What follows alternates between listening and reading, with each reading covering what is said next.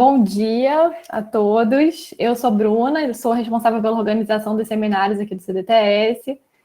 E na edição de hoje a gente vai ter uma discussão sobre as perspectivas sobre o caminho do desenvolvimento chinês, que vai ser feita pelo Dr. Gaio Dória. O Dr. Gaio ele é doutor em Direito pela Renmin University of China, espero que eu tenha pronunciado certo.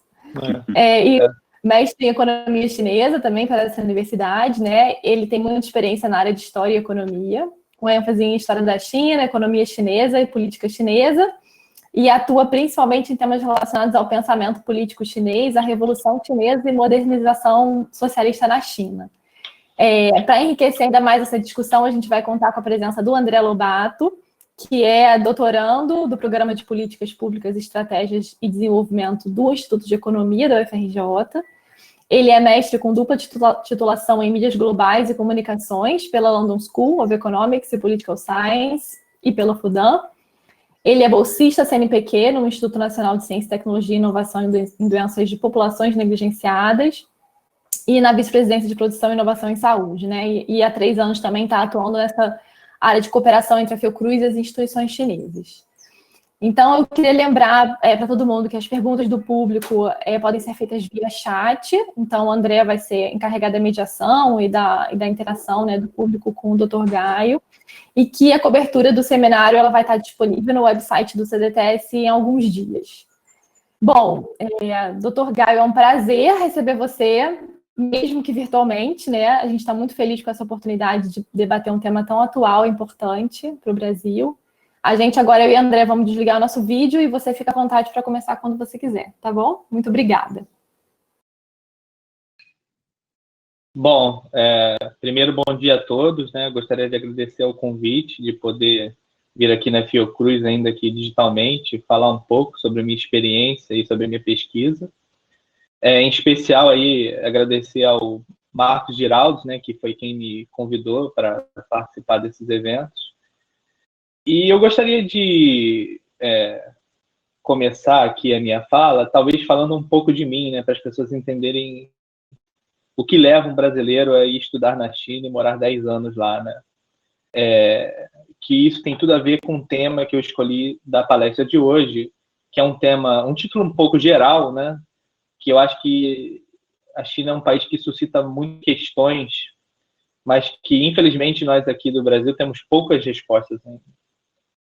E uma das minhas grandes inquietações, quando eu comecei a pensar sobre a China, ainda na universidade, quando eu fazia história, era que a China já começava a aparecer na mídia como um caso de sucesso, né?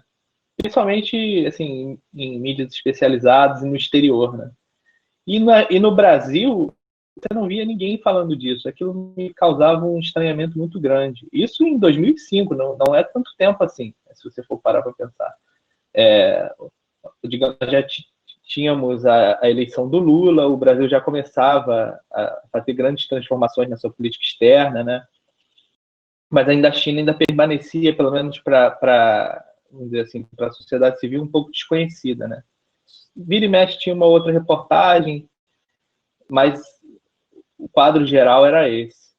E, assim, eu venho de uma família com uma certa tradição, né, de esquerda, onde a China sempre foi muito bem discutida. E uma das coisas que se falava muito, né, naquelas reuniões de família, etc., na década de 70, o Brasil era considerado o país do futuro. Os chineses vinham ao Brasil e se impressionavam com o desenvolvimento brasileiro, na época do famoso, entre aspas, milagre econômico. E, naquela época, só para vocês terem uma ideia da comparação, a China quase não tinha estradas pavimentadas. A única estrada pavimentada, assim, de grande porte, autoestrada, era a estrada que ligava Xangai a Pequim. E, de repente, esse quadro mudou abruptamente. A China aí está na segunda maior economia do mundo, né, disputando a hegemonia com os Estados Unidos, e nós ficamos perdidos no meio do caminho. E isso me trazia muita angústia. E aí eu comecei a estudar a história da China, sob orientação até do Daniel Arão, né, Reis, que me estimulou muito para seguir esse caminho. que infelizmente naquela época, apesar de não ser uma época tão distante assim, havia pouca comunicação interinstitucional, então não havia muita possibilidade de você fazer intercâmbio para a China, a não ser que você bancasse o seu próprio bolso, que era basicamente inviável naquela época, né? Então eu fiz história, estudei muito história da China aqui no Brasil, etc., até que quando eu me formei, eu comecei a fazer economia, e aí justamente achando que o sucesso da China poderia ser respondido no campo econômico, né? Quais são as políticas que eles implementam? Né? Qual é o segredo daquele, né, Leviatã? E nesse interim surgiu uma oportunidade para dar aula de português na China para chineses que estavam indo trabalhar em Angola nos projetos de infraestrutura. E aí eu fui. Bom, comecei lá dando aula, nisso que eu fui, né, fui me inteirando do sistema lá, né, universitário, etc. Eu apliquei para um mestrado em economia, em inglês. É importante destacar isso, porque você tem programas na China de pós-graduação que são focados para estrangeiros, né? Naquela época eu não sabia falar chinês. E fiz o mestrado. E o mestrado, eu confesso que eu me desapontei muito, porque você estuda no mestrado na China os mesmos livros que você estuda no Brasil. Exatamente os mesmos livros. Quem for da área de economia aqui, sabe, Gujarati, né, econometria, aquele Variana, microeconomia, os manuais de macroeconomia são exatamente os mesmos. E eu não sei se foi porque foi um curso voltado para estrangeiros ou se realmente é assim. Eu acredito que realmente seja assim, porque a economia, de uma maneira geral, né, a ciência econômica, acabou formando um determinado padrão aí pelo mundo, né? E esses manuais ocupam quase todos os programas de pós-graduação. Então, eu saí de lá muito insatisfeito e com perguntas não respondidas, né? Foi um mestrado muito técnico, né? Eles me forçavam a fazer cálculos na hora do mestrado, etc. Tinha que ter econometria, regressão, enfim. Não é o escopo da palestra. Mas eu falei, não é possível. Alguém aqui tem que me ensinar. Eu vim para a China para estudar a China e eu tenho que entender o que está acontecendo aqui. Quero saber por que a China consegue fazer as coisas que consegue e da maneira que consegue. Aí, um belo dia, eu estava passando pela universidade, eu reparei que no centro da universidade tinha um departamento de marxismo. Falei, departamento de marxismo? Não, peraí, tem que ir lá ver o que é isso. E fui lá, me apresentei ao chefe de departamento, né, o professor Tim Chuan, e falei das minhas preocupações, etc., e disse que gostaria de fazer um doutorado, né, na China, e do qual ele prontamente me convidou. Falei, por que você não faz o teste de seleção aqui e a gente faz o doutorado aqui conosco? Falei, bom, pode ser, vamos lá, né? Fiz o teste, fui aprovado, só que o doutorado é em mandarim. E aí, quando você entra no doutorado, você tem uns anos antes para aprender mandarim. E assim eu fui. E nesse doutorado, aí sim, eu tive, digamos assim, uma porta de entrada para o que é o universo da China. Né? E aos poucos eu fui compreendendo nas cadeiras, tendo interações com os chineses, então, você fazer um curso na China com os chineses, eu era o único estrangeiro do departamento, é uma experiência antropológica em si. Eu sempre falo isso, meu doutorado acho que até vale mais pela experiência de vida, pela, digamos assim, qualidade antropológica, até mais do que para mim, pelo menos, do que assim, a qualidade acadêmica, etc., que também é muito alta. Mas a resposta que eu cheguei é que o grande segredo da China é organização e organização política. E é a partir daí que eu quero já entrar no tema da minha palestra, que são perspectivas sobre o caminho do desenvolvimento da China. A primeira coisa quando as pessoas escutam falar de China aqui no Brasil, rapidamente surge aquela discussão, né? Não, mas a China é capitalista, a China é socialista, o que é a China? E eu acho que nós não podemos, como brasileiros, né, rapidamente, né, polarizar para um lado ou para outro. Nós precisamos formar a nossa reflexão. Como assim?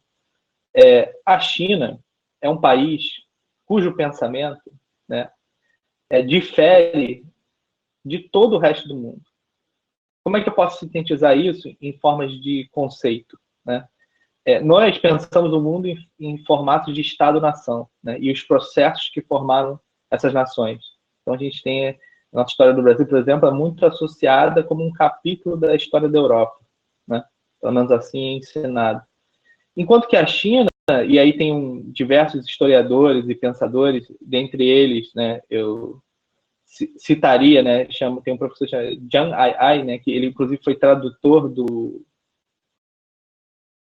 Deng Xiaoping, em que ele fala que a China não é um Estado-nação, a China é um Estado-civilização.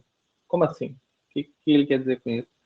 Ele quer dizer que você não pode falar da China como uma nação, porque é um processo muito mais complexo. A China é uma civilização em si e é uma única civilização, talvez, né, seja a única civilização, que permanece intacta, né, uma linha mais ou menos contínua na sua história, desde a antiguidade até os tempos atuais. A língua que se fala na China, falava na China, claro, né, com suas versões mais antigas, há 4.000 anos atrás. Né, ou seja, a escrita na China, né, quando foi padronizada em 321 a.C., permanece, né, mais ou menos inalterada, claro, com as suas evoluções. Então, decorrente disso, também nós temos a formação, né, de um pensamento filosófico basicamente autônomo ao ocidental.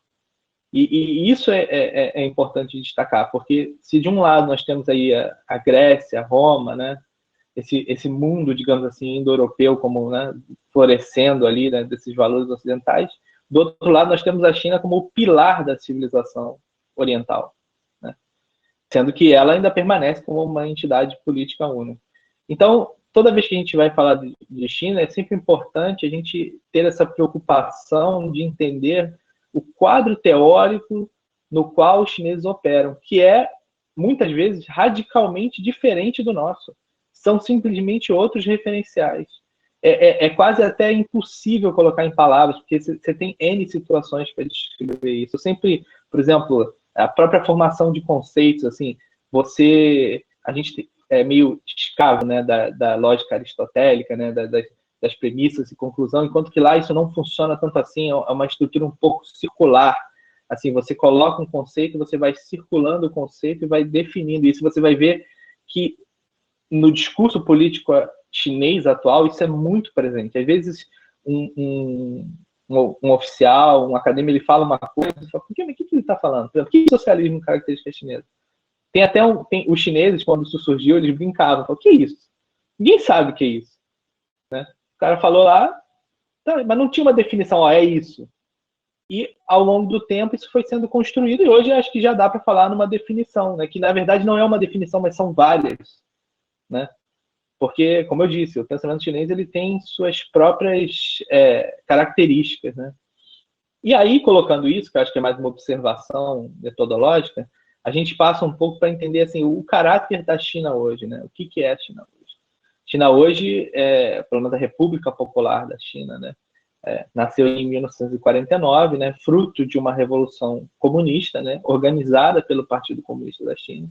Eu acho que a gente poderia tratar disso aqui, mas eu acho que não vem ao caso, mas eu só sintetizo que, em poucas palavras, que o marxismo na China, né, ele foi responsável por galvanizar a elite intelectual chinesa, né, organizá-la no Partido Comunista da China e, por sua vez, implementar a revolução, que nada mais é do que um processo de reconstrução nacional. Porque se você for estudar a história da China, você vai ver que a China sofreu, né, no século XIX, o famoso século das humilhações, né, onde as potências estrangeiras, né, da época... Né, você falava da China, da Guerra do Ópio, do século da humilhação, da reconstrução nacional. Isso, que a Revolução Socialista foi um processo de reconstrução nacional, né? Que, traçando um paralelo, ainda que grosseiro, né, a gente vê que o Brasil precisa de algo semelhante, né, no sentido de precisamos nos organizar para organizar o Brasil. E eu acho que esse foi o grande sucesso, né, da China e do Partido Comunista da China. E uma vez formada a República, né, houve um processo aí de exploração mesmo, né, de caminhos, né, de como construir o que eles entendem por socialismo, né? Isso é uma outra observação que é importante dizer, porque da mesma forma que nós temos o nosso sistema de pensamento, os nossos conceitos, eles também têm os deles. Então, quando nós falamos, por exemplo, de marxismo, nós não estamos falando do marxismo ocidental, né? Como que a gente tem essas referências mais ou menos aí no ar, né, do Gramsci, aquilo que o Pierre Anderson fala no marxismo ocidental, né, dos autores acadêmicos, inclusive das próprias influências que mesmo até autores não marxistas têm, eles têm um desenvolvimento paralelo, né, com seus próprios autores, suas próprias discussões. O Gramsci, por exemplo, é um autor que está chegando lá agora, né, já sabia-se evidentemente quem era, mas assim, a sua difusão maciça, etc., é muito recente. Então, eles sempre foram, naturalmente, né, muito ligados aos clássicos, né, por conta da União Soviética, mas também aos seus próprios desenvolvimentos, né, e é por isso que eles categorizam, né, o sistema de pensamento deles, e aí que começa um pouco o que eu quero falar, que você tem o marxismo, que eles chamam que tem princípios universais, que estariam nos clássicos. Você tem o pensamento de Mao Zedong, né, que seria uma ramificação, né, e uma adaptação para o contexto chinês, e os subsequentes desenvolvimentos ideológicos são avanços teóricos que sintetizam, né, o progresso da China, né, pelo partido, que seriam, né, a teoria do Deng Xiaoping, né, o conceito dos 3 representantes do Jiang Zemin, o conceito de desenvolvimento científico do Hu Jintao, e agora, recentemente, né, até uma proposição mais audaciosa, né, do Xi Jinping, que é colocar, né, o pensamento do socialismo com características chinesas na nova era. Né? O que seria essa nova era? Acho que a gente pode vir a falar um pouco mais na frente. Mas a base, né, do que eu estou tentando colocar aqui é que o quadro teórico que nós devemos adotar para analisar a China deve, em primeiro lugar, levar em consideração o que os chineses falam.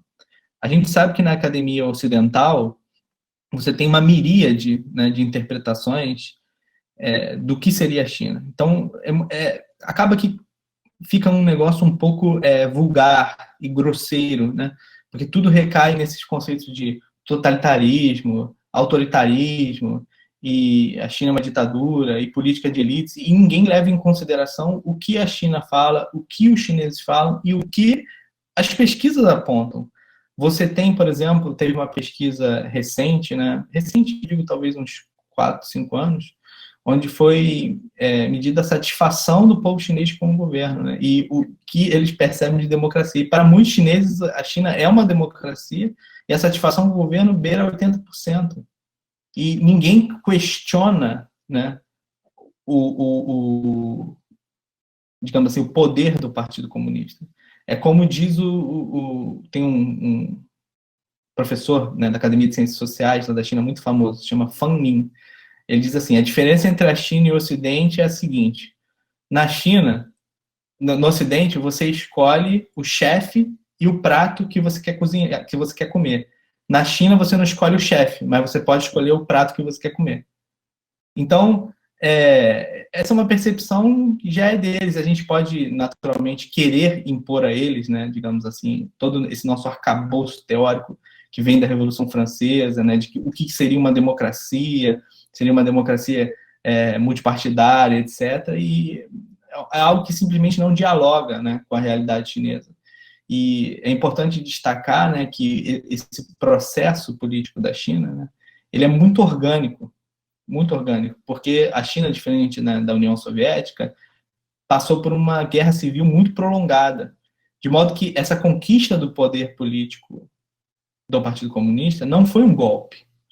Ela foi de milímetro em milímetro, né, ao longo de quase aí décadas, né, de guerra civil. Eu acabei me perdendo um pouco no raciocínio por conta da queda do som, mas o ponto que eu queria chegar é que a gente deve, e trazer para o mundo atual, né, que é a contemporaneidade, deve sempre levar em consideração o que os chineses estão falando. Então, hoje os chineses, eles se definem como um país socialista, né, ou seja, estão construindo um socialismo com características chinesas, né, onde eles têm todo um corpo teórico que justificam aquela realidade deles. Né. Claro que, eventualmente, né, a gente pode querer dissecar, fazer críticas, etc., mas eu acho que o ponto de partida é esse, para nós, principalmente do Brasil, né, que eles têm um modelo próprio e que eles buscam implementar esse modelo. Bom, vamos lá, trazendo para contemporaneidade, os pontos principais que eu quero destacar, e eu acho que são até de interesse, né, da Fiocruz, é essa questão das relações internacionais, principalmente, né, da China na geopolítica, né, que é uma coisa que nos toca diariamente. Bom, em primeiro lugar, a gente tem que fazer um pouco uma breve digressão aí das relações Brasil-China, né? Acho que isso é imprescindível, né? A gente sabe que, por exemplo, a relação da China com o Brasil ela é muito antiga, né? Data do século XIX, né? Quando teve um acordo entre o Império Brasileiro e o Império Chinês, né, para se enviar coolies aqui para o Brasil, né, para trabalhar nas plantações de café. Chegou-se a mandar uma leva, mas não deu certo. Você tinha, inclusive, um consulado aqui no Rio, né, que até, se eu não me engano, até em Botafogo, era onde é o atual consulado da República Popular da China. Mas só dá mesmo para falar em relação China-Brasil a partir de 74, no governo do Geisel, né, quando já estava aí no auge da ditadura, né. E por que eu acho importante falar das relações China-Brasil? E por que é muito importante o Brasil, cada vez mais, aprender a se posicionar com relação à China? Porque o Brasil, acho que essa é uma história que precisa ser resgatada, ele tem um papel fundamental na constituição da política externa da China. Muita gente até discorda dessa minha afirmação, mas eu vou sustentar ela. Por exemplo, você tem aí em 74, né, as mudanças internacionais que estavam acontecendo. O governo brasileiro passou, né, a adotar, eu comecei falando que a China vinha ao Brasil nessa época para aprender com o modelo de desenvolvimento brasileiro. O Brasil passou a adotar uma espécie de política externa, né, de defesa dos interesses nacionais, né, extremamente pragmática, que foi conhecido como pragmatismo ecumênico e responsável, né. E uma vez adotada essa política, o governo brasileiro ele reatou, né, as relações bilaterais e externas com diversos países, né, que até então estavam fora aí do circuito brasileiro, né, que eram os países pertencentes ao bloco socialista, né. Dentre estes, naturalmente o mais famoso é a própria União Soviética, mas diversos países do leste europeu. O Brasil reconheceu, por exemplo, quando o MPLA de Angola, né, chegou ao poder. E, de um outro lado, você tinha aí a China, né, iniciando seu processo de reforma e abertura, né, e tentando cada vez mais se projetar para o mundo, né. E até aquele momento, né, a China tinha basicamente relações com o bloco socialista e com os Estados Unidos, que foi o grande, né, digamos assim, passo que ela tomou para se abrir para o mundo exterior. Mas para quem ela olhou, né, para poder fazer sua política? Claro que ela bebe, né, da Conferência de Bandung, né, as premissas de coexistência pacíficas, etc., mas ela bebeu muito da experiência brasileira em fazer esse jogo, né, pragmático, né, e viu que o Brasil obteve grandes resultados em relação a isso. Não é à toa que data dessa época uma série de acordos, né, bilaterais entre Brasil e outros países, dentre eles a própria China, né, que foi o caso do satélite, né, da pesquisa de satélite, e que, digamos assim, tinham como objetivo a construção de um projeto nacional, né? Então, o pragmatismo, ele, nas relações exteriores, acho que foi essa grande lição, ele deveria servir à construção de um projeto nacional. E a prova disso é que as relações foram se acentuando de tal forma que a China, né, na década de 90, reconheceu o Brasil como o primeiro parceiro estratégico dela no mundo, em 1993. Tudo bem que uma observação precisa ser feita, é que após, né, os eventos de Tiananmen, né, a China ficou muito isolada internacionalmente. Então, ela se aproximou muito do Brasil naquela época e utilizou essa alcunha, né, da parceria estratégica para, digamos assim, projetar ao mundo uma nova maneira de inserção chinesa internacional, onde ela iria categorizar os seus parceiros, né, de acordo com um sistema aí, né, hoje em dia já tem parceria estratégica de alto nível, enfim. Mas o Brasil sempre teve um papel muito importante em reconhecer algumas coisas que a China estava fazendo. Dentre elas, né, que eu acho que também é crucial, quando a China entrou, né, na Organização Mundial de Comércio, né, em 2002, o Brasil foi um dos grandes apoiadores dessa entrada, e o Brasil apoiou, né, a intenção da China, né, a petição da China, de ser reconhecida como uma economia de mercado, né? E a gente abre um capítulo aqui para falar que a China opera, né, os mecanismos que funcionam na economia chinesa, o grande alocador de recursos é o mercado, né? A diferença é que você tem um grande papel estatal coordenando, né, o mercado, ou direcionando o mercado para, né, fazer escolhas mais eficientes. Algo que os outros países fazem, né, principalmente os países desenvolvidos, né?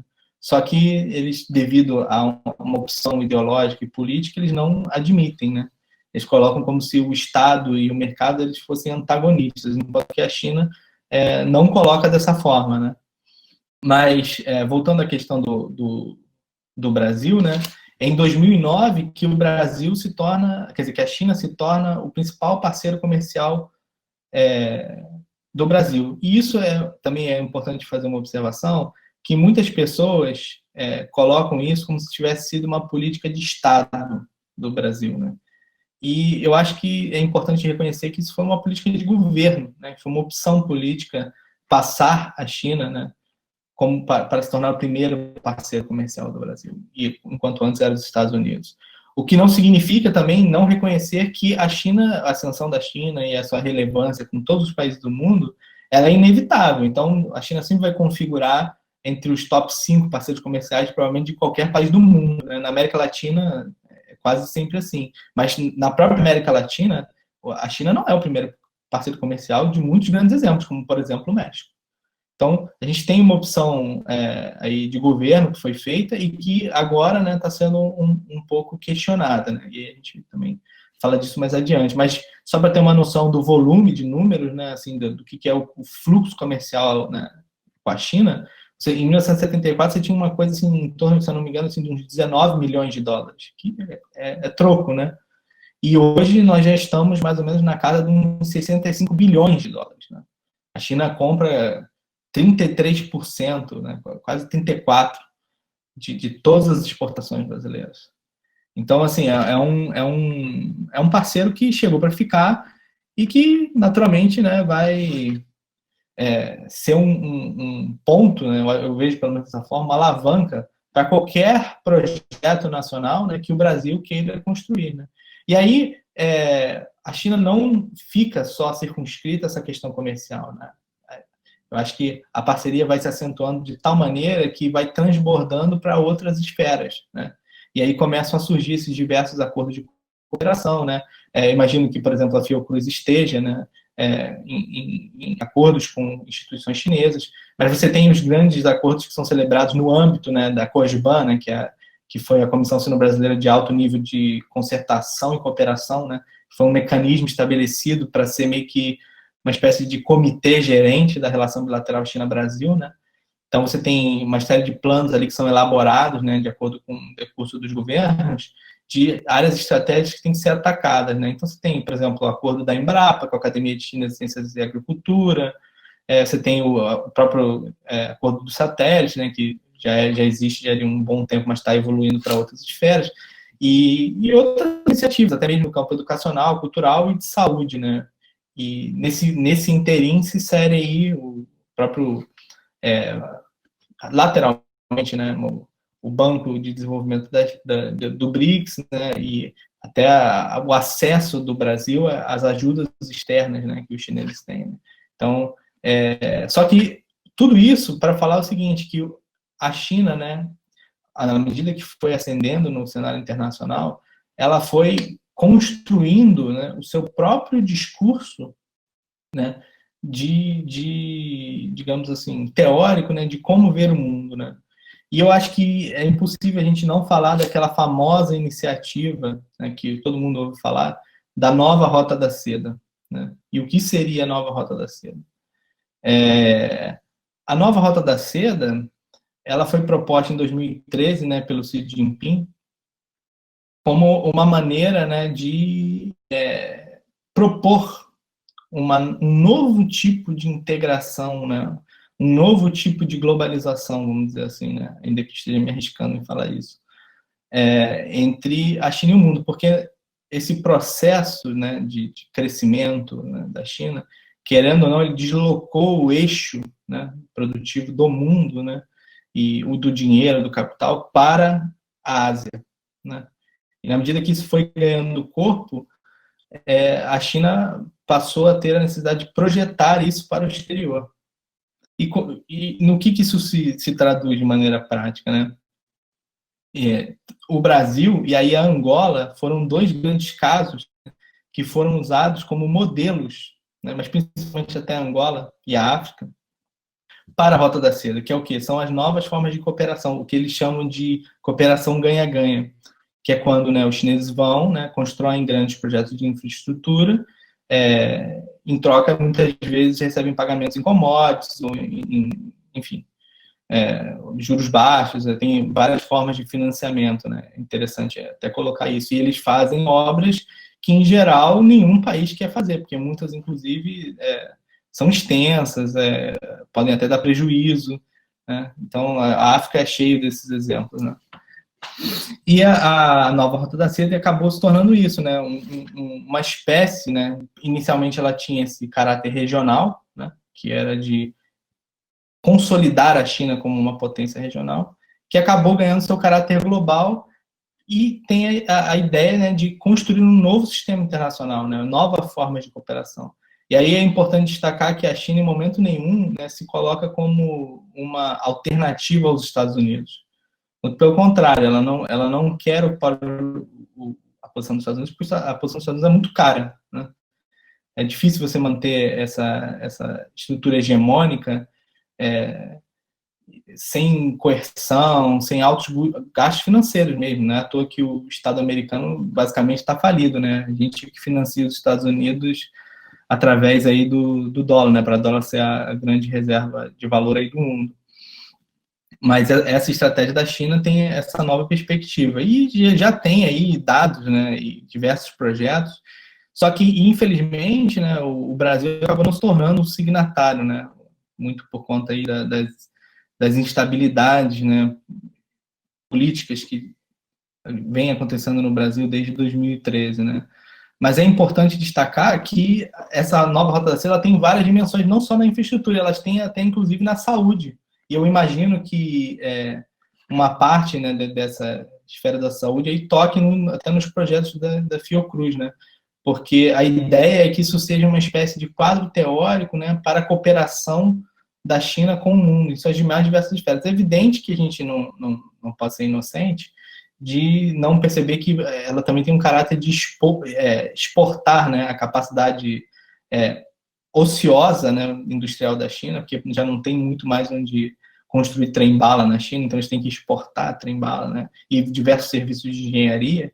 Mas também tem esse lado muito positivo de, por exemplo, essa própria questão da vacina que tem se colocado, né, que a China vai distribuir, etc., com prioridade aos países em desenvolvimento, elas se inserem nesse quadro. Então, são maneiras que você tem de ver a China, né? Eu acho que, basicamente, assim, eu queria colocar esse quadro geral e eu gostaria de propor que a gente fizesse um tema mais interativo, que é onde as pessoas fossem perguntando e eu fosse respondendo, né, algumas questões pontuais aí do que as interessa mais. Pode ser? Pode ser, Gaio. Eu estou olhando aqui os comentários e ainda não apareceu nenhuma pergunta. Não vi, então eu mesmo vou, enfim, comentar aí a sua fala até agora de forma a tentar incitar o debate aí das perguntas. Eu acho que você mencionou uma coisa muito interessante, que é o papel que a diplomacia brasileira teve em diferentes momentos do desenho da diplomacia chinesa, né? Não no sentido necessariamente de ser um agente, um ponto de origem, mas de mostrar uma forma de interação possível entre Estados-nações, né? Você citou os anos 70, né? E citou também os anos 2010. Em relação ao momento atual, você tem algum comentário a fazer? Sobre a questão do coronavírus e... Não, sobre as relações Brasil-China. Sim, claro, vários. Então, esse é um tema de primeira ordem, né? Porque nós temos... Porque, vamos lá, a China, ela sabe o que ela quer do mundo, porque ela já tem muito bem estruturado, né, dentro lá das suas instituições, os lugares que ela quer chegar e os projetos que ela quer concluir.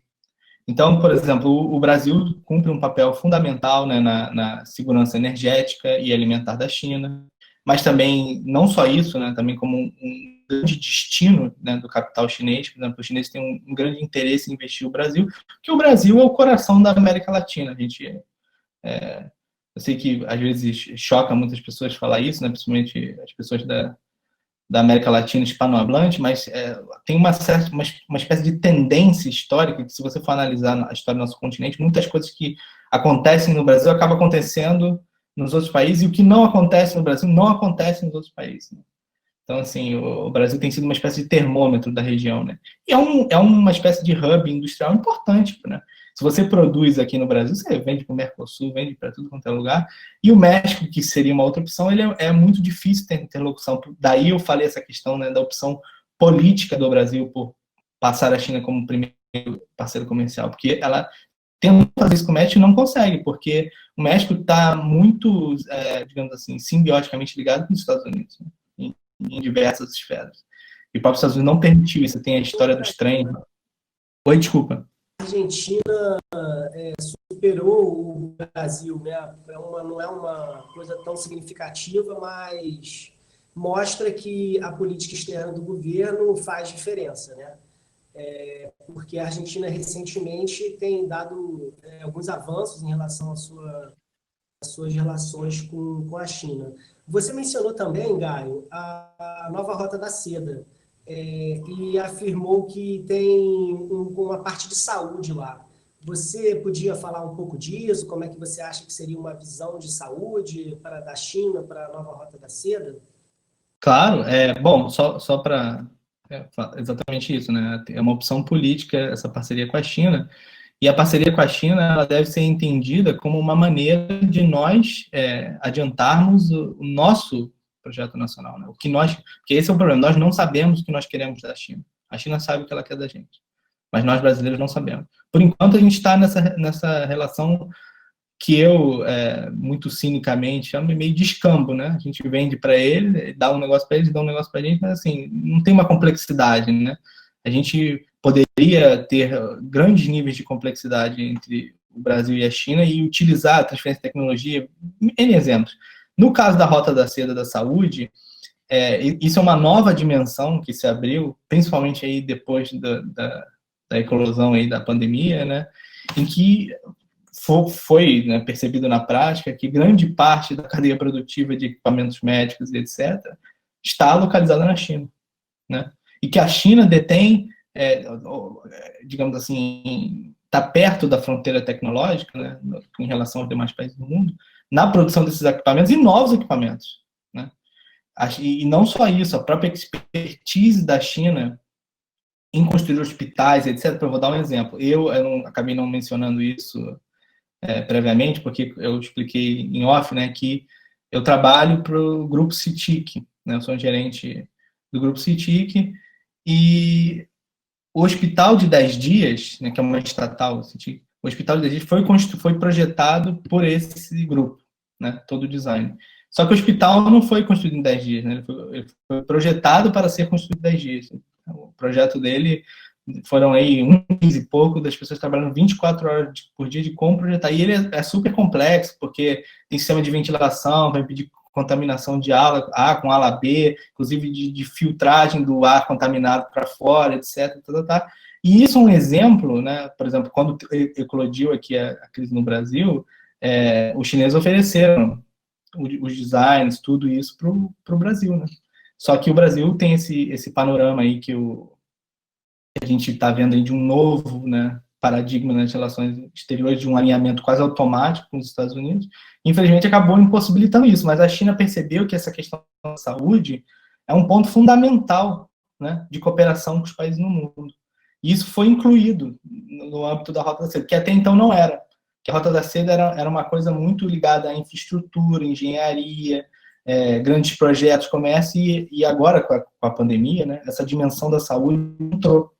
Então, é muito provável, né, que por ser uma iniciativa nova, mas ainda vai ganhar muito corpo isso, que se aumentem os acordos, né, bilaterais entre diversas situações no âmbito dessa iniciativa. Interessante você mencionar isso, Gaio. Eu vou falar um pouco mais alto. O CDTS, ele faz, de certa forma, parte do corredor da nova Rota da Seda, né, em alguns aspectos, no que concerne, por exemplo, a participação de 3 dos nossos pós-doutorandos numa mesa da Rota da Seda, ano passado, em Chengdu, na Conferência Nacional de Biotecnologia, que foi realizada lá, essas grandes conferências que existem lá. E eu tenho notado, né, que há um aumento de interesse. Eu já recebi propostas de gente de fora, sem ser via Fiocruz. Como é que eu faço para colaborar? Como é que eu faço para fazer uma bolsa na China? E aí as pessoas têm perguntado um pouco em relação a essa coisa de estudar lá, de se aproximar de lá, de ter uma experiência lá. Vou aproveitar aqui, enquanto eu falava, apareceu uma pergunta, de forma que você possa falar um pouco também, ou estimular, ou gerar cautela em relação a fazer algum tipo de estudo lá. Nós sabemos que as questões culturais não são nem sempre tão fáceis, né? Mas vou ler aqui a pergunta da Maria Cláudia Franco. Desde os anos 90, muitas indústrias multinacionais começaram a fazer parceria com a China em vários segmentos para reduzir custos de produção. Você pode esclarecer melhor o que quis dizer com o Brasil não sabe o que quer da China? No seguinte sentido, né, de que, por exemplo, nós não temos uma política clara e constituída do que a China representa no mundo para nós, de como nós vamos nos engajar com a China, seja ela positiva ou negativa, né? A gente simplesmente tem acompanhado, principalmente aí no início dessa estabilidade institucional que o Brasil vive aí desde 2013, ao sabor dos acontecimentos, né? Porque uma vez que, por exemplo, teve a eleição do Trump e, por consequência, a eleição do Bolsonaro, nós simplesmente seguimos a tendência do Trump. E seguimos a tendência do Trump, né? O Brasil tem o direito, se quiser, de rechaçar a China. Mas isso partiu de um movimento endógeno da política externa brasileira. O Itamaraty formulou essa política. Qual o entendimento que a gente tem da China? O que a gente sabe desse país? Entendeu? Quais são os objetivos que a gente quer atingir com ele? A China constrói foguete, constrói submarino, constrói um monte de coisa. O que a gente quer? Quais são os tipos de intercâmbio que nós queremos ter?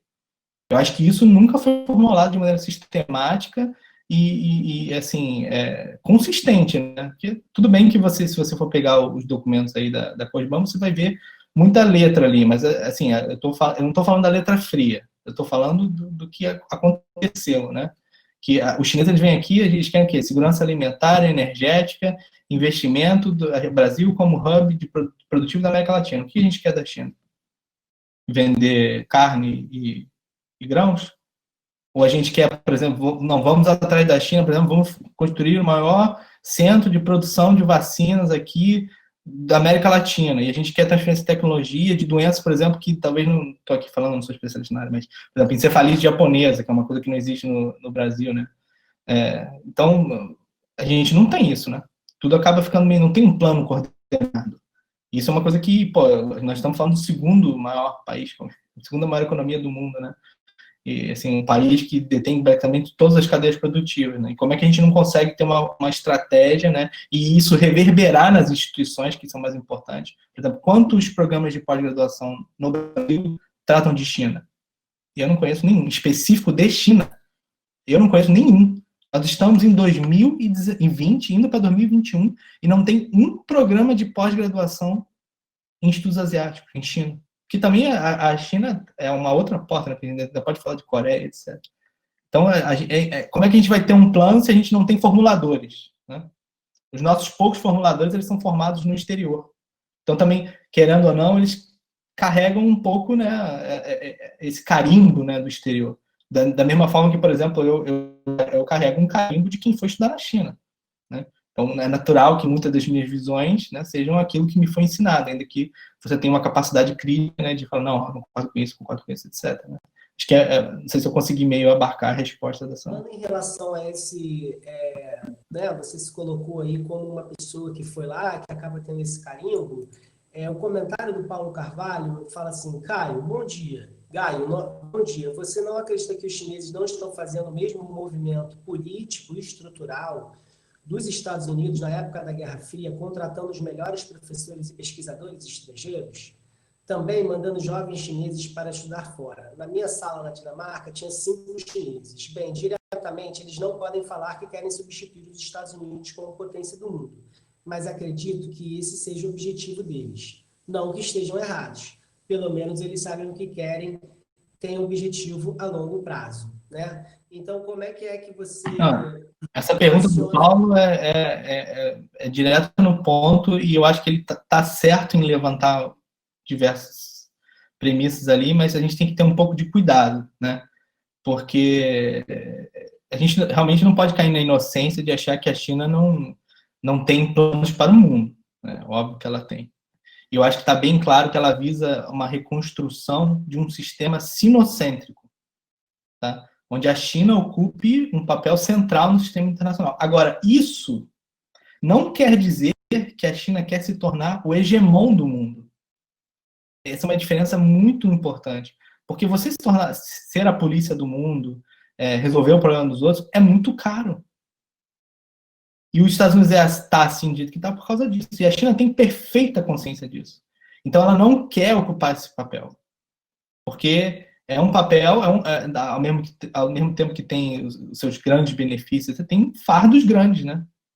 Então, assim, não é o objetivo da China se tornar o novo Estados Unidos, mas é o objetivo da China formar um mundo onde a China seja um dos centros do mundo. Ou talvez o principal centro, mas assim, um dos centros com certeza, né? Porque também não dá para falar em um polo só, né? Porque os Estados Unidos pode deixar de ser o hegemon, mas ele vai continuar sendo um país relevante. A Europa vai continuar sendo um país relevante. A Rússia também está se desenvolvendo aí, né? Você tem outros países, por exemplo, o Vietnã também está crescendo até mais que a China, a Coreia do Sul. Então, eu acho que também a gente está caminhando para o fim dessa era unipolar, né? Da tese do fim da história, né? Dessas narrativas, digamos assim, liberais, né? Que tomaram conta das relações internacionais e elas estão ruindo. Então, a nova ordem, certamente ela é multipolar, entendeu? Então, esse é um primeiro ponto. Segundo ponto, a China faz a mesma coisa que os Estados Unidos na época da Guerra Fria, né, de contratar? Não faz. Eu acho que a China aposta muito mais em enviar chineses para o exterior e se qualificar do que captar mão de obra estrangeira para vir trabalhar para eles. É evidente que, inclusive, essa é uma política até recente. Eu lembro que eu já estava na China quando eles aprovaram aquele programa de visto similar ao americano, né, onde pessoas que têm grande capacidade técnica e conhecimento podem vir, né, e morar na China, tem acesso a um salário alto, etc., trabalhar nos grandes centros de pesquisa, etc. Mas eu acho que não é um movimento similar àquele programa, né, dos Estados, que até me fugiu o nome, né, de captação de cérebros. Acho que eles investem muito na formação própria, né, e também em desenvolvimento próprio, né, porque a China ela conseguiu chegar onde ela chegou muito por causa da política, né, que foi adotada durante a reforma e a abertura, né, que é de que essas empresas estrangeiras que foram produzir na China, elas foram, mas na condição de que, uma vez estabelecidas, elas só vendiam para o mercado externo, não era permitido vender para o mercado interno, e havia transferência de tecnologia, né, e essas firmas eram estabelecidas de uma maneira, né, no formato de vídeo, que era uma joint venture, então tinha participação do Estado chinês.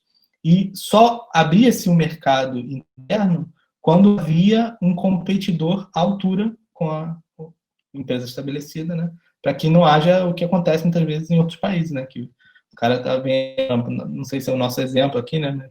A gente tem aqui o nosso Gurgelzinho, de repente vem Volkswagen, Mercedes, etc. E, entendeu? Não tem, sem a política do Estado ali por trás para ajudar, etc., não tem chance. Então, acho que, nesse sentido, a China difere um pouco, né? E difere até na sua proposta de cooperação com o resto do mundo, né? Porque o modelo de investimento, o modelo de parceria, ele é certamente, sem sombra de dúvida, se eu falo com uma maior autoridade, não é predatório como os Estados Unidos e a Europa, em geral, né? Obviamente que os chineses querem lucrar, obviamente que eles têm seus objetivos, mas ao fazer essas cooperações, eu colocaria assim que há uns 60, 40, talvez assim, né, 55, 45, dependendo dos casos, de ganho, né? Um lado sempre ganha, mas o outro lado não perde tanto. E de uma determinada maneira, até justo, né? É o caso da África, quando acusam, por exemplo, a China de ser neocolonialista, né? A China é neocolonialista. Quem quer ir na África construir hospital, estádio, moradia popular? A África estava abandonada lá há zilênios. As empresas americanas foram lá fazer isso? Não foram. Então, tem projetos que a China assume que os demais países não assumem, né? Então, enfim, acho que consegui abarcar mais ou menos os principais pontos aí, né? Você mencionou a questão de hegemonia e a questão da centralidade, né? Que muitas vezes são confundidas, né? A questão da hegemonia e a questão da centralidade, estar no centro é ser o hegemon ou ter uma centralidade no mundo de multicentralidades onde não há um hegemon, né? E você mais cedo também mencionou a história chinesa, né? E a China já surge quando ela faz a revolução dela, quando ela funda a nova China, já há um Estado socialista muito consolidado, né, que é a União Soviética, e ela acaba também tendo anti-hegemonias com a própria, digamos assim, União Soviética, ou pelo menos há essa leitura, né, de que ela já olha lá algumas coisas da União Soviética, já acha que precisariam ser aprimoradas, e de uma forma parecida também, uma postura com o modelo americano, né, implementando em alguns aspectos e fazendo o oposto em outros. Como é que você vê essa questão assim, da centralidade e da hegemonia? E por que as pessoas talvez assim, se preocupem tanto com isso? Mas assim, basicamente, como é que você vê essa questão da diferença entre aí da centralidade, da hegemonia, talvez até nos exemplos aí que você citava anteriormente na África, tá? Se você pudesse explorar um pouco isso, enquanto eu leio a pergunta aqui. Bom, esse exemplo que você citou aí da União Soviética e da China merece quase uma aula à parte, né? Porque realmente o Partido Comunista da China, né, desde o seu início, e aí eu cito o Mao como talvez o principal expoente, né, dessa corrente, sempre teve esse ímpeto de buscar um caminho próprio, né? Mas, ao mesmo tempo, a pressão, né, na época da sua formação da Terceira Internacional, para que o Partido Comunista se conformasse, né, aos preceitos da Terceira Internacional, porque eu acho que isso é importante colocar, a Terceira Internacional foi muitas vezes utilizada não para os objetivos políticos que ela se propunha, e sim como um esteio da política externa da União Soviética. E isso gerou muitos erros, né, em diversos países onde os partidos comunistas atuavam, né, e a China foi naturalmente um deles, né. Muitas vezes as diretrizes de Moscou iam contra, né, a situação que estava presente ali no campo e o que demandava que o Partido Comunista Chinês fizesse, né. Aí a gente pode pegar N exemplos, né, as frentes amplas que eles fizeram, por exemplo, o Mao quando sequestrou o Chiang Kai-shek, né, que fala aqui, Jiang Jiechi, né. Enfim, tem N exemplos, mas o importante disso aí é que realmente, e aí casa com aquilo que eu falei no início, a China sempre teve um pensamento próprio. Até mesmo o Partido Comunista da China, na sua gênese, já tinha essa tendência por buscar um caminho próprio. Isso aí é fundamentado com documentos de quase todos os congressos, onde havia debates, né, sobre qual caminho seguir, né? E quando chegou ao poder essa disputa com a União Soviética, ela foi se tornando mais azeda, também muito na medida que a União Soviética também ia se relacionando com o Ocidente, né? E digamos assim, não vou chamar retrocesso, mas assim, as políticas externas, né, as medidas de política externa que a União Soviética ia adotando e que a China não concordava, mas que reverberavam em todo o bloco socialista. E acabou que reverberou mesmo, que ela acabou, se deu por fim, está aí até hoje. Mas, voltando a essa questão da centralidade, né, e da hegemonia, eu acho que talvez o melhor exemplo é, por exemplo, o que faz eu acho que o diferencial nessa questão da hegemonia, né, é que os Estados Unidos, né, após a Segunda Guerra, ele conformou todo o sistema internacional de acordo com seus interesses, né? A ONU é uma criação americana, basicamente. Me corrijam se eu estiver errado, mas assim, todos os mecanismos hoje que regem a geopolítica, né, e as relações internacionais, elas são, a estrutura jurídico-política das relações internacionais, ela tem como, assim, o seu prisma os Estados Unidos, né, que foi o seu grande líder, etc. A China, por outro lado, não tem essa aspiração. Você não vê a China falando, não, vamos acabar com a ONU e construir um novo mecanismo internacional. Muito pelo contrário, ela fala de reformas na ONU, de democratização na ONU, de acabar com essas estruturas de poder da ONU, do Conselho, né, ali de segurança, né, enfim, tem N exemplos. Então, eu acho que essa, por exemplo, um grande exemplo dessa distinção entre o que é ser central e o que é ser hegemônico, né? A China, por exemplo, não está propondo uma destruição completa do aparato jurídico-político internacional. Ela está propondo umas reformas e ela quer ocupar um lugar nesse aparato jurídico-político, até o presente momento, né? Então, eu acho que todos os documentos aí do governo, os white papers e tal, vão nessa linha.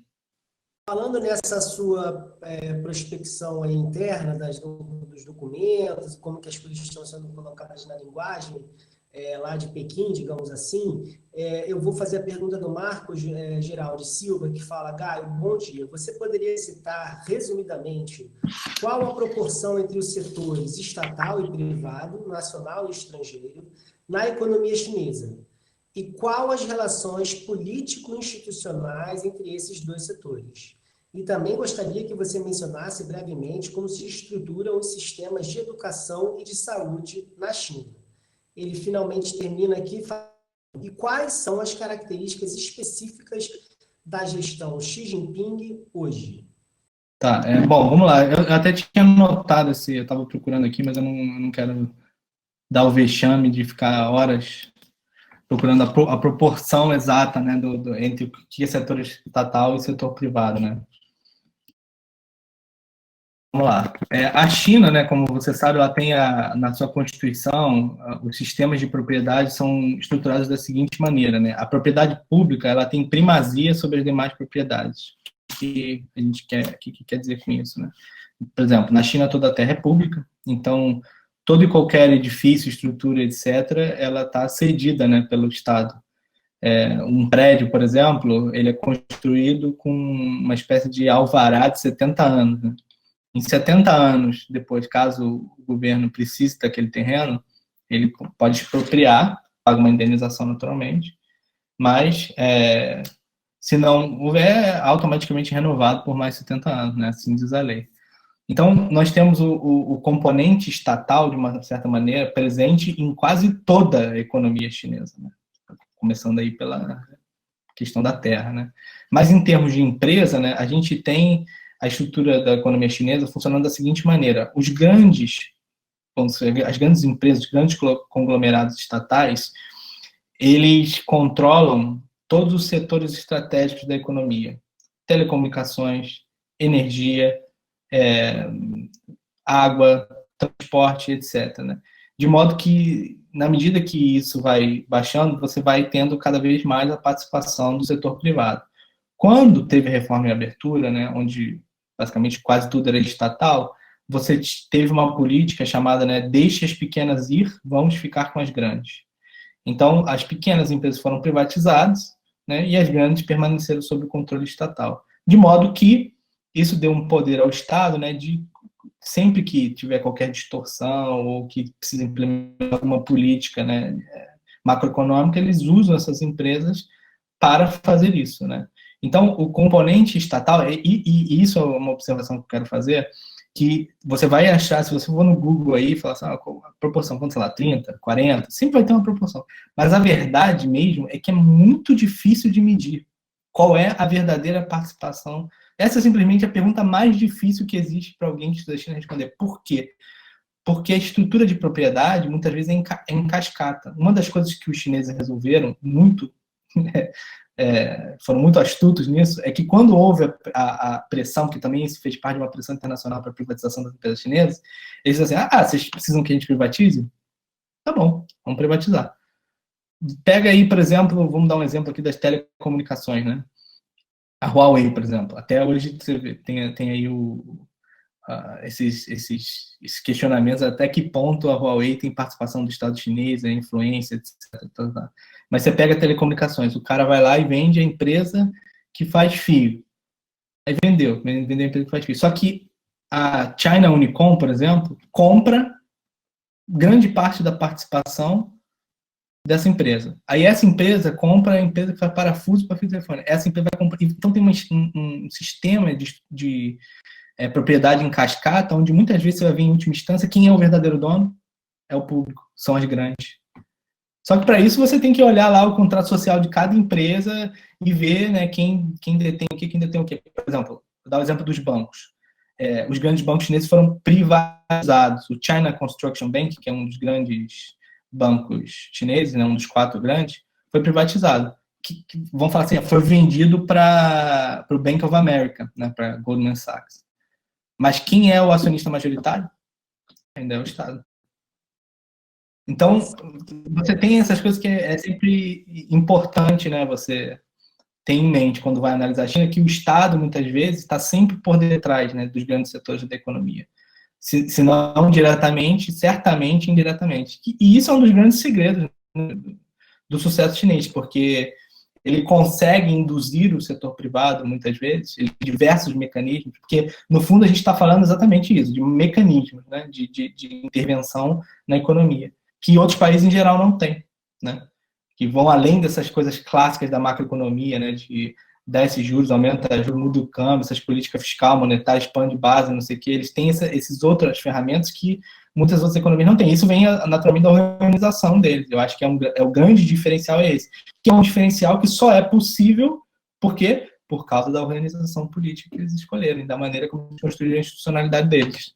Falando nessa construção da institucionalidade, Gaio, eu vou voltar aqui então para a pergunta da Maria Cláudia Franco, em que ela fala assim: trabalhei com várias empresas de comércio exterior com foco na China, principalmente nas exportações. Na sua opinião, como o Brasil poderia se beneficiar em acordos políticos com a China? Então, essa questão da Maria Cláudia exatamente um pouco tem a ver com a primeira que ela colocou, né? Porque nós somos reativos à China. A gente reage ao que ela quer. A gente não propõe, né? E a primeira coisa que a gente precisa fazer para propor, naturalmente, é organizar a nossa casa, né? Então, eu acho que acordos políticos podem ser feitos em primeira instância para ajudar nesse processo de organização, porque acho que a China tem muito a nos oferecer. Por exemplo, que eu também não sei exatamente o que ela quer dizer por acordos políticos, né? Mas eu imagino que sejam acordos estratégicos, né? Que sejam de ter um caráter mais, vamos dizer assim, a China vai ceder tecnologia de satélite para nós, que foi até o caso, né? O Brasil até então ele monitorava lá a Amazônia, etc. E acho que era o Sensipan, o IBAMA, eles compravam imagens da mesma empresa e os pagavam pela mesma imagem por diferentes instituições. E num acordo recente com a China, né, do Ministério da Defesa entre os dois países, a China cedeu esse satélite chinês para fazer essas observações, que é um satélite, se eu não me falha a memória, infravermelho, né? Que a gente ainda tinha esse problema, porque os satélites que a gente usava não eram infravermelho, então a gente não, se está nublado, se está com muita queimada, a gente não consegue ver o que está acontecendo. E os satélites chineses já têm essa tecnologia de passar aí pelas condições climáticas e dar um panorama mais geral. Eu acho que isso é um exemplo de um acordo que pode ser feito e que eu acho que, né, tem a própria questão da vacina, por exemplo, que nós vamos ter aí, né, da vacina do Covid-19. É um acordo político que pode ser feito e a China está disposta a oferecer essa tecnologia para o resto do mundo fazer essa transferência, né? Não é à toa que, assim que foi decifrado o genoma do vírus, eles publicaram aí para todo mundo facilitar o estudo de todo, né? Entendi. Gaio, enquanto a próxima pergunta está sendo escrita aqui, eu vou aproveitar que você mencionou aí o Programa Espacial Brasileiro, né, a geração de imagens satelitais. A gente sabe que os dois países têm um histórico comum aí numa parceria de geração de imagens satelitais. Você até mencionou aí um acordo recente. Você vê algum outro setor, talvez o setor saúde, né, que você já mencionou, tem o setor espacial. Como é que você vê assim, uma relação entre esses diferentes agentes que já têm uma história comum na cooperação e que talvez estejam um pouco desarticulados agora? né? Como é que, enfim, que tipo de projeções positivas, né, você poderia fazer aí em relação ao histórico, né, considerando aí que a gente pode não estar no momento agora de formulação, como você mencionou, mas em que existe uma formulação histórica, tanto é que você mesmo arguiu aí que a política externa brasileira havia influenciado a própria concepção de política externa chinesa também nos anos 70. Então, assim, olhando um pouco positivamente, que eu acho que, enfim, já estamos aqui de quarentena e tal, como é que você vê, projeta positivamente aí as relações Brasil e China, dado, enfim, o acúmulo histórico, né? Não necessariamente o contexto individual agora? Então, se respondendo sua pergunta de maneira bem pragmática, né? Se falasse assim, me dessem assim, ó, Gaio, tá aqui a caneta, você tem que resolver aí o problema da China com o Brasil, como é que a gente faz esses caras cooperarem com a gente? Você tem carta branca para fazer o que quiser. Né? Só fala, deixa comigo. Primeiro ponto, reconstituir a capacidade de financiamento do Estado brasileiro. Porque é impossível você fazer grandes projetos de investimento sem ter capacidade de investimento. Né? Projetos sem ter capacidade de investimento. Infelizmente, hoje o Brasil está quase zerado, né? E esse é um dos grandes problemas para atrair investimentos estrangeiros sérios, né? Porque o estrangeiro, quando ele vem no Brasil e ele quer investir, ele está interessado, obviamente, na oportunidade, mas ele quer uma segurança. E se não tem um dinheiro público, ou seja, se o Fundo Soberano não garante o projeto, é um fator de instabilidade muito grande, porque a gente sabe o que é o Brasil, né? O Brasil é altamente burocrático, você tem empresas que quebram, você tem muitos gargalos aí, né? Até mesmo do ponto de vista legal, né? Para participar de licitação, etc. Então, primeira coisa, recompor essa capacidade de investimento. Uma vez feito isso, você pode abordar os principais setores, né? Das empresas chinesas que estão presentes no Brasil, que são justamente o quê? Infraestrutura. Acho que o Brasil tem um gargalo enorme de infraestrutura.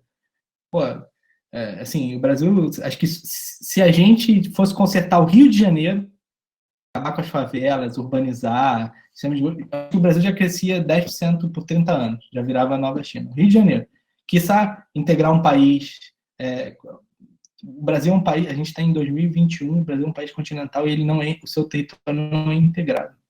Isso é uma coisa absolutamente surreal. Acho que não tem outro caso. Acho que até a Índia, que também, né, tem seus problemas, está integrada via ferrovia. Então, eu acho que o principal ponto é trazer essa expertise de engenharia, reconstruir a engenharia nacional brasileira, que foi destruída, né, pelos processos, as grandes empreiteiras brasileiras, não quero fazer juízo de valor sobre elas, mas do papel que elas tinham, né, que, querendo ou não, a Odebrecht exportava engenharia para a América Latina e para a África. Então, uma vez recomposto esse setor produtivo, né, de fazer esse futuro, a gente já poderia passar para as coisas mais avançadas, né, que, por exemplo, para a gente ter um centro produtor de vacina, a gente precisa de um prédio, né, e não é um prédio simples, né, é um prédio que tem que atender uma série de requisitos, né. Então, eu faria dessa maneira, né? Eu atrairia a infraestrutura, resolveria os gargalos e depois passaria para esses acordos onde são mais técnico-científicos, né? Que, inclusive, só foram contemplados na nossa legislação de maneira muito recente, né? Tem um marco aí legal, né? Que eu estava até estudando, né, de você formar essa parceria, né, tecnológica, de trazer estrangeiros onde há transferência de tecnologia, e aí o nosso regime jurídico reconhece toda a instabilidade, que é uma pesquisa que pode dar errado, né? Nem toda a cooperação, se alguém tiver aqui do direito e puder falar exatamente do que se trata, me fugiu o nome, mas é uma maneira de você cooperar. O Butantan, por exemplo, está fazendo isso, né, com instituições chinesas, né? Está querendo atrair uma espécie de transferência tecnologia através desse marco legal. O Butantan, ele é um exemplo do que parece ter ganho mais visibilidade agora, que são a diplomacia entre diferentes regiões, né, dos países, né, em que uma determinada província chinesa pode cooperar com uma determinada estado, determinada província de outro país. Isso foi notado agora na colaboração com o coronavírus, né, em que algumas províncias chinesas enviaram especificamente materiais para as províncias irmãs. É um modelo também muito inspirado na relação com a África, né? E aqui no Brasil nós temos o Nordeste, que criou um consórcio Nordeste de governadores, eles têm feito várias tratativas com os chineses, né, na parte de infraestrutura, na parte de troca de conteúdos de mídia e tal. Você tem visto essa relação entre estados, né, essa relação não necessariamente entre entes federados, mas dentro das suas responsabilidades legais, cooperações entre estados, né, através de suas empresas estatais, suas secretarias estatais, e regiões da China, né? Como é que você vê essa questão, Gaio? Então, esse simplesmente tocou no ponto crucial, que simplesmente pauta toda a cooperação entre a China e o Brasil, no sentido de que esses são os maiores gargalos burocráticos do Brasil. Porque o sistema é mais ou menos estruturado para que tudo passe pelo governo federal. Então, por exemplo, vamos supor, a China quer fazer uma doação para o estado do Rio de Janeiro de vacinas. Ela não pode fazer essa doação direta. Ela tem que passar pelo Itamaraty, tem que passar pelo Rio, tem que vir descendo, né, até chegar na Fiocruz, por exemplo, que seria a receptora da vacina. Então, esses consórcios eles estão se formando, e eu acho que muito salutar que se formem mesmo, mas é muito difícil eles conseguirem, às vezes, dar concretude às ideias dele, porque tem vários entraves legais, entendeu? O Estado, muitas vezes, ele não consegue fazer uma cooperação direta com a China, principalmente no âmbito dessas cooperações, onde grande parte desses projetos acabam vindo via doação. Se a China quiser, por exemplo, doar ambulâncias para o Rio de Janeiro, vai ter que passar pelo crivo do governo federal. Se a China quiser fazer... Tem N exemplos aí, entendeu? Fora as próprias burocracias, né, digamos assim, de não haver mecanismos legais que possibilitem determinadas ações chegarem mais rápido, né? Foi um exemplo até de se eu não me engano, me fala a memória, de uma máquina que foi doada para a UFRJ, da Tsinghua, em que os chineses, porque muitas vezes funciona assim, pagaram tudo para a UFRJ, chegou aqui no container no Rio, e a UFRJ não tinha dinheiro para desembaraçar, né, que tinha uma série de requisitos, não conseguiu, voltou para a China, entendeu? Então, esse é um dos grandes gargalos que a gente tem que superar, né? É criar legislação onde os estados e os municípios têm autonomia para fazer essas cooperações de maneira independente. Infelizmente, do meu conhecimento, eu acho que ainda não existe. Então, fica muito preso, por exemplo, você vê a própria questão lá do Maranhão, né? Que foi um grande exemplo aí dos respiradores, né? Que o Maranhão foi lá, comprou direto, e mesmo assim gerou toda uma disputa jurídica, né? Para decidir, porque como pode o Maranhão ter, não sei o quê, você já gera dúvida, e ainda que o Maranhão estivesse certo, né? Do ponto de vista legal. Então, esse é um problema. Não sei se eu consegui mais ou menos responder o que você queria colocar. É uma questão complicada, né, que é uma questão essencial da soberania nacional, do Estado centralizado, que é o controle tarifário, né, sobre importação, exportação, controle de entrada e saída de bens. Mas, apesar disso, assim, esse caso da FRJ que você mencionou é realmente lamentável. É provável que tenha sido não uma ausência de verba, né, mas uma desorganização da gestão ali.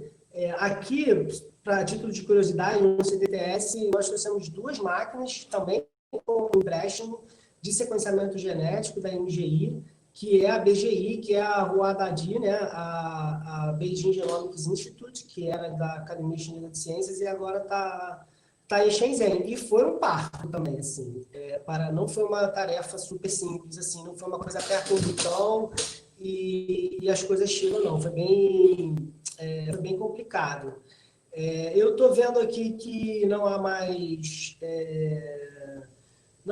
perguntas, e eu queria saber se tem algum tema, alguma coisa assim que você não tenha abordado. Eu não abordei a questão do sistema de educação e de saúde na China, né, que foi a pergunta do Marcos. Pode ser. E as características específicas da gestão do Xi Jinping, né? Bom, sistema de saúde e sistema de educação na China, né? Eu acho que o principal ponto aqui é esclarecer que, apesar deles serem, em sua grande maioria, públicos, né, eles são pagos. Ou seja, quando houve a reforma e a abertura, né, aquele sistema universal onde tudo era gratuito, ele foi desmontado, certo?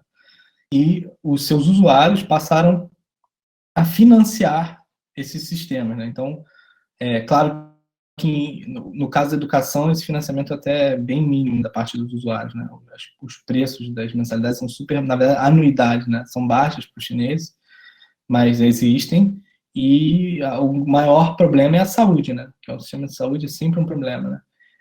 E isso tem a ver também com a forma que se contribuía também, né? Porque você sai da economia planificada, onde no setor rural você quase não tinha contribuição, né? Digamos, previdenciária, né?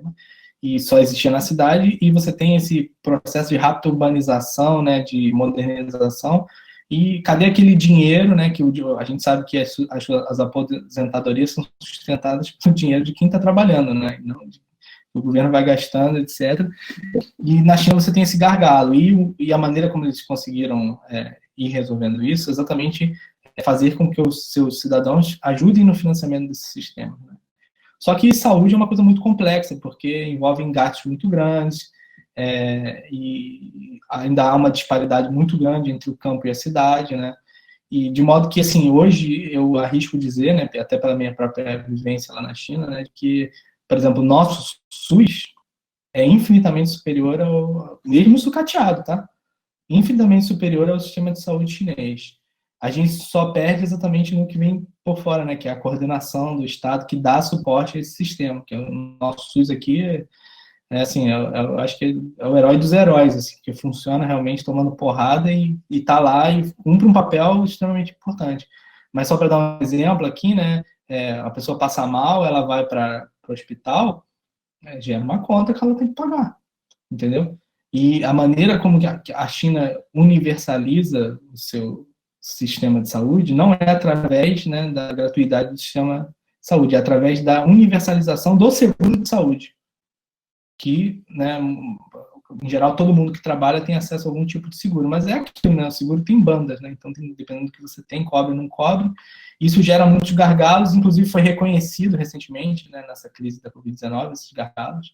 Acho que foi uma grande lição, porque o sistema de saúde estava caminhando para um sistema meio de privatização mesmo, né, com hospitais 100% privados, controlados pelos estrangeiros, etc., e eu acho que isso gerou uma espécie de reviravolta lá onde está se considerando cada vez mais, né? A reforma tem declarações de Xi Jinping sobre isso. Acho que é basicamente isso. E as características específicas da gestão do Xi Jinping, acho que o Xi Jinping justamente representa um ponto crítico aí, né, na história recente da China, né? Onde a China vinha adotando uma política mais reservada, né? Introspectiva em alguns aspectos, né, de não confronto, etc., para um modelo mais assertivo, né, que exatamente seria essa nova era, né, que ele coloca, que é a projeção da China para o mundo, né, de poder da China, mais forma de poder da China. E no âmbito interno ele tem reforçado, né, o papel do partido e reforçado o controle do partido na sociedade, que é uma coisa que, eu estava falando ali no início, existe e não vai mudar, né, o sistema lá, ele digamos assim, marxista-leninista, né, inspirado na União Soviética, organizado sobre os princípios da Comuna de Paris, né, onde não há divisão dos três poderes, mas sim o legislativo está acima dos outros poderes, e o legislativo tem o poder de eleger e retirar mandatos de todos, basicamente, né, inclusive do judiciário. O judiciário não está submetido ao legislativo, e eles aparelham o Estado, e não é um segredo isso, entendeu? Que o partido ele aparelha o Estado com determinado objetivo. E essa questão que você mencionou agora, Gali, em relação à saúde, né? Você mencionou que o acesso à saúde na China não é garantido constitucionalmente no Brasil, através de um SUS, que não há um sistema único de saúde, né? E que a gratuidade do acesso à saúde não é uma prerrogativa do cidadão chinês, mas que ainda assim há a chamada cobertura universal de saúde, que há acesso de planos de saúde pela população, né? A população ela não é totalmente descoberta, ela tem planos de saúde. E aí houve algum debate em relação a que caminhos o Xi Jinping, né, o seu governo atual, tomariam em relação à estruturação de uma possível saúde pública, ou pelo menos não necessariamente na garantia do direito universal e da gratuidade, mas na retomada de algumas infraestruturas, como as hospitalares, no sentido do retorno da função pública de alguns hospitais que teriam sofrido algum determinado processo de privatização, por exemplo. Você acredita que haja alguma sinalização na China em relação ao sistema público de saúde, nos moldes aqui que como nós o vemos? Como é que você vê assim, essas transformações agora que a questão da sociedade moderadamente próspera e da nova era podem vir a se colocar aí nessa questão de saúde? Tudo bem. Vamos lá. Só fazendo que eu não citei a Constituição em si, mas você citou, e isso é importante colocar, é que se você for ler a Constituição da China, né, ela vai citar mais ou menos o papel do Estado, vamos colocando assim, né? Ela não vai dizer que, por exemplo, todo cidadão tem direito, acesso, ela fala assim, o Estado tem o dever de desenvolver serviços de saúde sociais para garantir a qualidade, né? A redação é diferente da nossa, né? Vamos colocar assim. Eu acho que o objetivo deles até é dizer, né, que todos devem ter direito à saúde, mas essa redação da Constituição brasileira, nua e crua, né, que garante como um direito, não existe. Na China, realmente, não existe.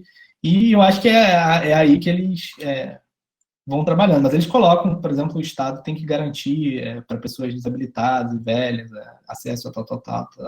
Eles acabam abarcando isso de uma outra maneira, sobre um outro ponto de vista, né? Até porque eles reconhecem que o Estado é o responsável por prover isso, né? Ainda que o Brasil também seja, mas voltando a essa questão da saúde, se eu vejo que desculpa, eu perdi aqui um pouco o raciocínio. Porque ou pelo menos do que eu pude perceber, há um certo debate para se vai haver um certo, digamos assim, retrocesso na capacidade do mercado de estabelecer livremente sempre os preços, independentemente dos serviços, né? E que aí, no caso do setor saúde, isso realmente se coloca pela questão do preço lá, que tem alguns tratamentos que realmente você não consegue pagar, acaba ficando ao custo do Estado mesmo, porque a pessoa não tem trabalho acumulado para necessariamente pagar um plano de saúde, e então aí acaba sendo, muitas vezes, o Estado sendo o estruturador ali daquele hospital e tal. E aí há alguns colegas nossos da cooperação já mencionaram isso, e aí eu sempre fiquei nessa curiosidade de saber se essa direção estava sendo realmente tomada, no sentido digamos assim, da retomada da empresa pública, da instituição pública, né, na cobertura de saúde, né, na cobertura direta de saúde. Isso sem dúvida. Fazer um parênteses, é uma questão que para os brasileiros, especialmente para os sanitaristas, ela é muito importante, porque o Brasil se articula e defendeu a Fiocruz como uma das suas principais vozes, o acesso universal à saúde, né? A garantia da saúde universal, e não a cobertura universal de saúde, que é uma coisa organizada pelos planos de saúde, que é o que a China possui hoje e como ela também dialoga e tal, até com a própria África e tal. Você vê, assim, uma reorientação de públicos, enfim? Como é que Eu vejo uma reorientação justamente baseada nessa experiência da Covid, né? Porque, só para fazer um esclarecimento, né, as seguradoras também têm seguradoras públicas, tá? Então, assim, aliás, grande parte das pessoas estão asseguradas por seguradoras públicas. Então, você tem, por exemplo, a seguradora da cidade de Pequim, né? Tem a seguradora da província tal. Então, o sistema público também existe nesse mercado de seguros, né? Então, é sempre importante também destacar isso, que não é como a gente aqui, que é Bradesco, Unimed, né, Porto Seguro, etc., né?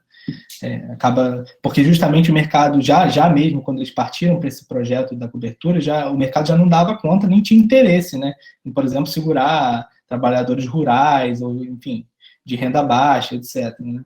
Mas a experiência recente foi muito instrutiva, exatamente na linha do seu comentário, porque inicialmente, inclusive isso foi até um debate lá, né, as pessoas pagam ou não pagam pelo tratamento de Covid? Essa é uma pergunta, né? Inclusive até eu fui pesquisar assim, porque teoricamente elas pagam, inicial, quando começou, etc., a onda do Covid, a pessoa ia para o hospital, ela tinha que pagar, usar o seguro dela para pagar. Só que quando a coisa se alastrou de tal maneira, esses custos foram zerados e assumidos pelo Estado. Uma coisa que eles fizeram que eu achei muito interessante foi a obrigatoriedade. Eu gostaria até de checar isso depois, porque eu li isso em jornal. A obrigatoriedade dos exames nucleicos nos planos básicos de saúde, justamente com a justificativa de aumentar a capacidade instalada para uma próxima epidemia, né? Isso aí eu achei bem interessante. Bem, Gai, nós estamos aí nos aproximando de 1h30, né, de conversa. E aí eu gostaria de passar a bola para você, encerrando, e fazendo também aí para que você trouxesse algumas memórias suas aí de Pequim. Foi em Pequim que você estudou? Agora eu morei 10 anos em Pequim. Na UEM. E como é que você vê hoje, que tipo de interesse você acha que podem ser despertados com as pessoas passando um tempo de produtividade acadêmica na China, né? Lembrando que aqui no CDTS o público é um público de ciências naturais, né? Não são pessoas necessariamente só do direito, de humanas, né? De humanas, né? Eles não são humanas, eles são naturais. E aí, enfim, para que aí também você fique à vontade para encerrar e aparecendo alguma outra pergunta aqui enquanto você se expõe, eu encaminho a você. Não, bom, vamos lá, né? Com relação aos despertares da China, né? Eu acho que é quase que um caminho natural, né? Que nós devemos seguir, porque só resgatando aí um pouco, por exemplo, o Barão do Rio Branco, né? Itamaraty, né? Quando ele viveu na época onde estava se transitando, né? A ordem global, né? Do Império Britânico para os Estados Unidos. E ele soube muito bem, né? Direcionar o Brasil naquela época, né, para os Estados Unidos, percebendo essa mudança, né, que é inevitável. O mesmo também aconteceu, por exemplo, de uma maneira geral, né, ali na era Vargas, né, onde tinha aquelas disputas, né, da Europa, lá da Alemanha nazista e dos Estados Unidos, e ele soube ter uma espécie de pragmatismo para tentar extrair aquilo que era de melhor, né, e aí a gente ganhou a nossa CSN, né. Mas a China é o mesmo exemplo. Ela veio, ela vai ficar, e ela está se tornando uma potência em diversos setores. Eu, na minha perspectiva de humano, sou de humano, né, eu vejo que a próxima revolução industrial, né, ela vai ser a revolução industrial no campo da biotecnologia. Não sei se é uma percepção errada que eu tenho, mas acho que a próxima fronteira de crescimento vai ser na biotecnologia, né?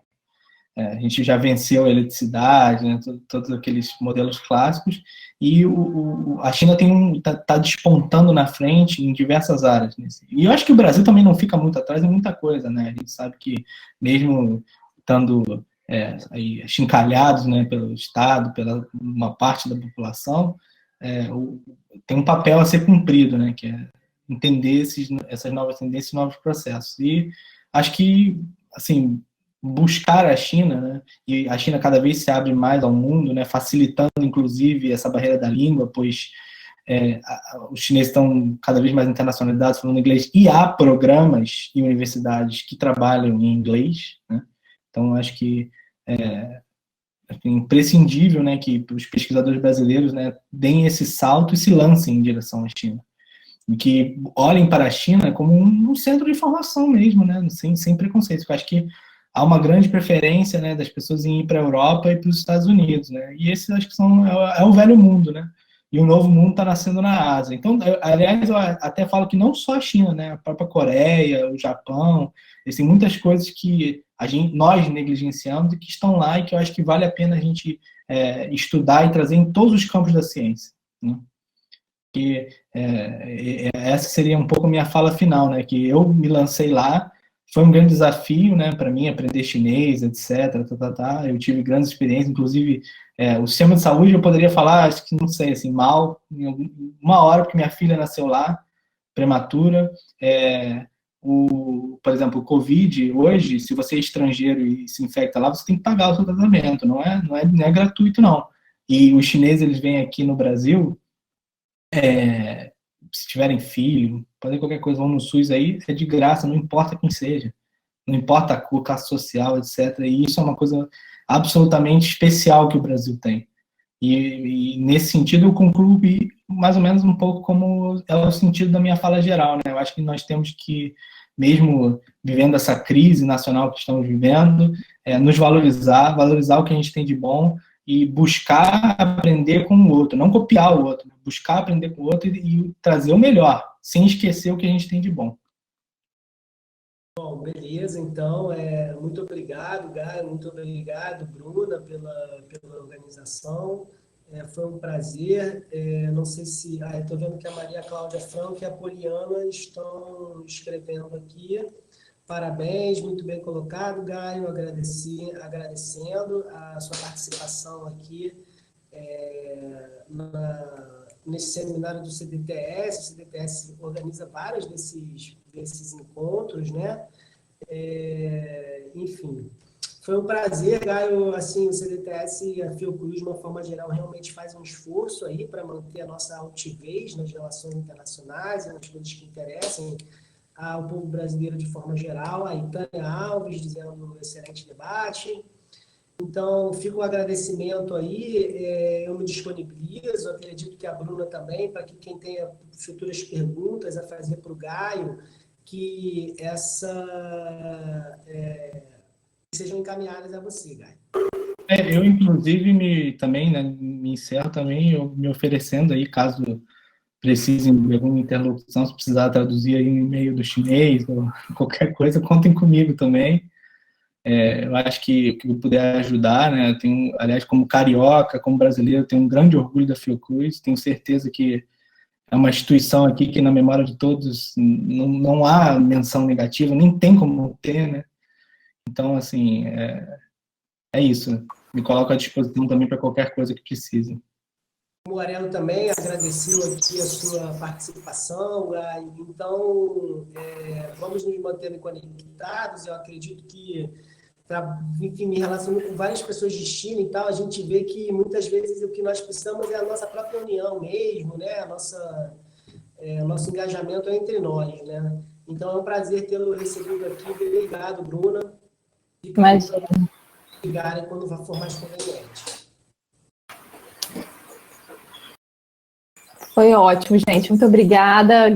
Queria só lembrar todo mundo que a cobertura do seminário vai estar disponível no site do CDTS em alguns dias e que o próximo seminário é dia 29 de outubro. Então, por favor, reservem suas agendas. O tema a gente divulga depois, tá bom? Tchau, gente. Obrigada, Gaio. Obrigado, pessoal. Tchau, tchau. Até a próxima.